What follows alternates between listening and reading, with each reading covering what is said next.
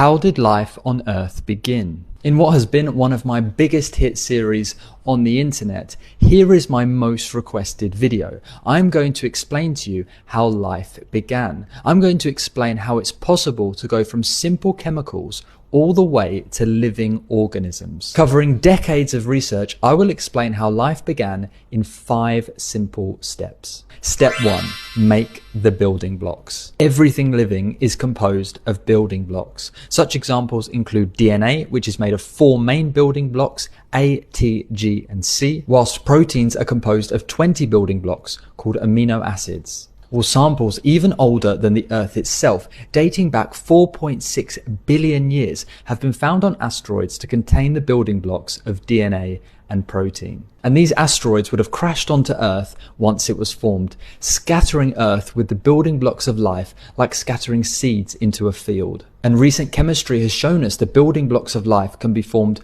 both on asteroids and on Earth, even from just simple gases. Step 2. Join the building blocks together. So now we have the building blocks for life. My question is, can they join together? And the answer is yes, and in so many places. For instance, the amino acid blocks can form chains in volcanic environments in minutes to hours, whilst the DNA and RNA chains can naturally form together when the environment fluctuates between wet and dry environments. The building blocks of life have been shown to naturally come together in springs, hydrothermal vents, volcanic rock, ponds, the list goes on. And these short chains of life's building blocks can act as mini machines, or enzymes as we would call them, triggering even more chemical reactions. And research has shown if you get just 7 building blocks in a row, 7 amino acids, these begin to self-assemble with each other, bind to metals, and trigger even more chemical reactions. Step 3, form a self-replicating molecule.